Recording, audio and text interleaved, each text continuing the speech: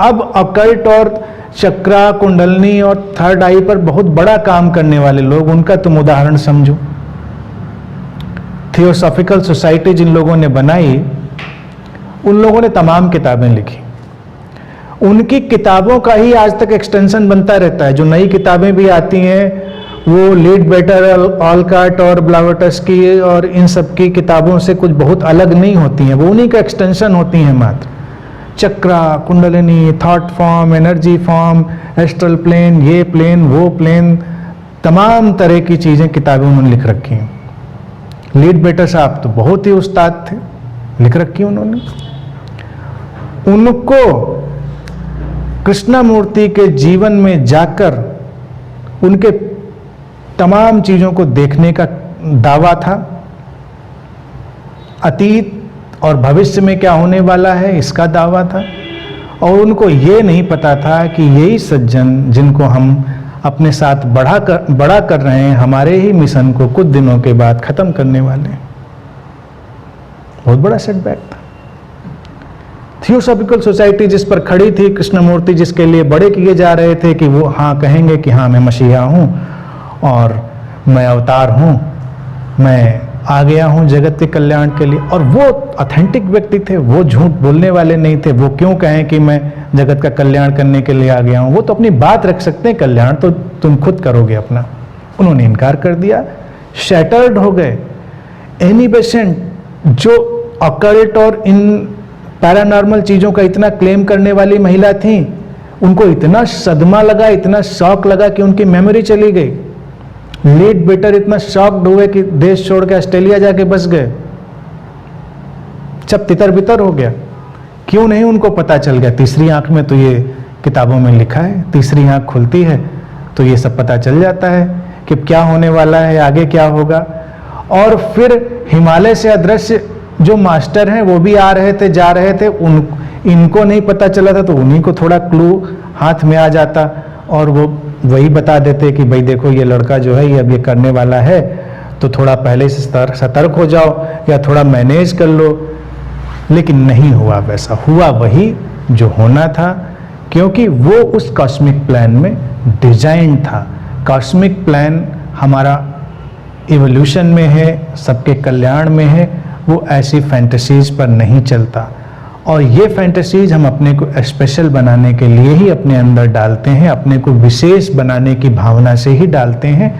और अध्यात्म है अपने अंदर पैदा हो गई विशेषता की सारी बीमारी को हटा देना और पूरी तरह साधारण हो जाना। लेकिन साधारण होना ही तो दैवीय है, दिव्य है, ईश्वरीय है। ईश्वर क्या है? मेरी डेफिनेशन में वो पूरी तरह साधारण है, जैसे पूरी प्रकृति साधारण है, अद्भुत है, अतुलनीय है, अनूठी है, लेकिन साधारण है। विशेषता बस वही है कि जो दूसरे के पास नहीं वो तुम्हारे पास हो। तो ऐसे साधकों को तुम देखो, उनका अहंकार देखो कि मेरी कुंडलनी जागे। थियोसॉफी वाले पहले मेरे पास बहुत आते थे, फिर धीरे धीरे वो नाराज हो गए, क्योंकि कभी कभी मैं ऐसे बोल देता हूं। उन लोगों की बातें ही ऐसे चलती थी कि तुम किस शरीर पे चल रहे हो? नहीं, मैं फोर्थ बॉडी पे, तो अब मैं फिफ्थ बॉडी पे आ गया हूँ, वो सेकंड बॉडी पे अभी हैं, वो थर्ड बॉडी पे हैं, और ज़्यादातर लोग तो अभी फर्स्ट बॉडी में हैं, एनिमलिस्टिक बॉडी पे हैं। या तुम किस प्लेन पर हो? आत्मिक प्लेन पर हो, निर्वाणिक प्लेन पर हो? तमाम उनकी किताब हैं, उनकी किताबें पढ़ो, बहुत एंटरटेनमेंट की किताबें हैं। ज्ञान नहीं है उनमें, एंटरटेनमेंट है। कौन कौन से तल और वही चर्चा। मैं हमेशा सोचता था कि वेयर इज द प्रूफ? क्या प्रमाण है? क्या प्रमाण है तुम्हारे पास? बात तो सब कॉन्फिडेंस से कहने की है। तुम घबरा जाते हो क्योंकि तुमको लगता है कि अरे ऐसे कैसे कह दें, कैसे जानेंगे। तो करके प्रयोग देख लो कभी, और किसी ऐसे एक्सपर्ट के पास चले जाओ। तो उनके जो एक्सपर्ट आते थे, उनका जो सबसे हायर प्लेन था, सेवेंथ या ऐसा जो भी उन्होंने कर रखा था, तो मैंने एक दिन उसी ग्रुप में कहा कि देखो, मैं तो वो 10th प्लेन पर आके बात देख रहा हूँ। तो उन्होंने कहा नहीं, किताब में तो 7 ही लिखे हैं या जो भी उनके 9 लिखे होंगे।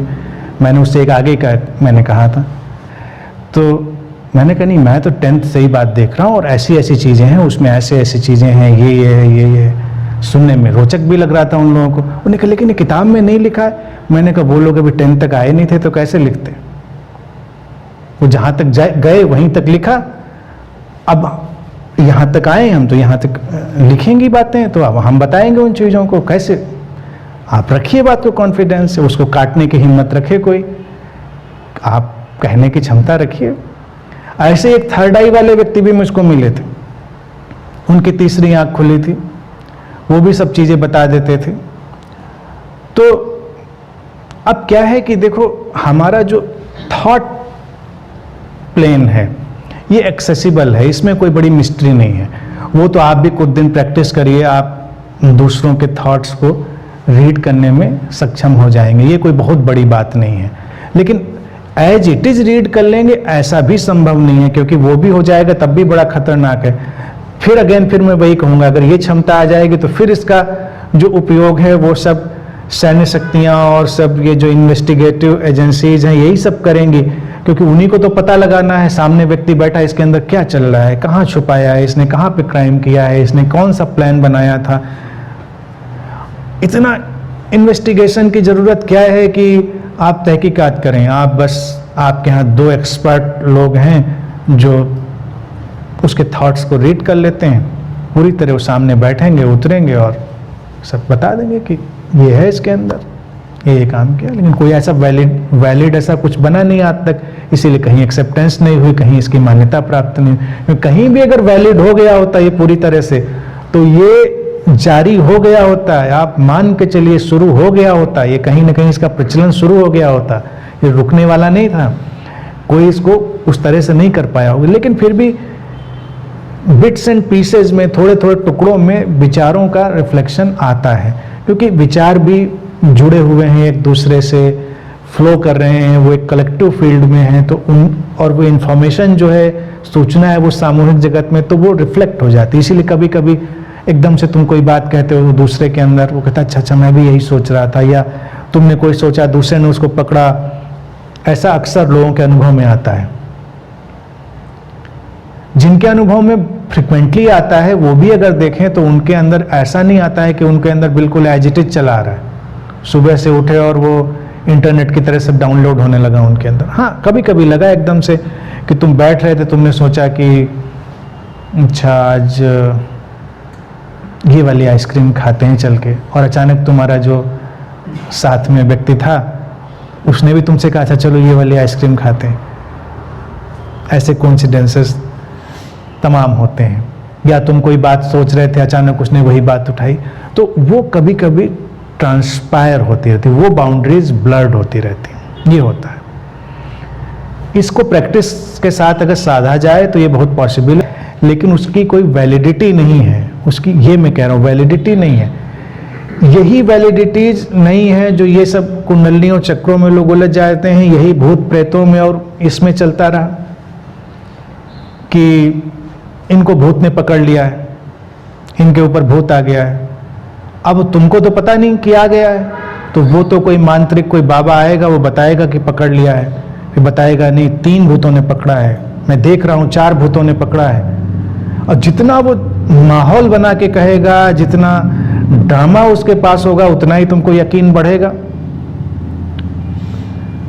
99% क्या 99.99% सब ये मनोवैज्ञानिक समस्याएं होती हैं, साइकेट्रिक प्रॉब्लम्स होती हैं।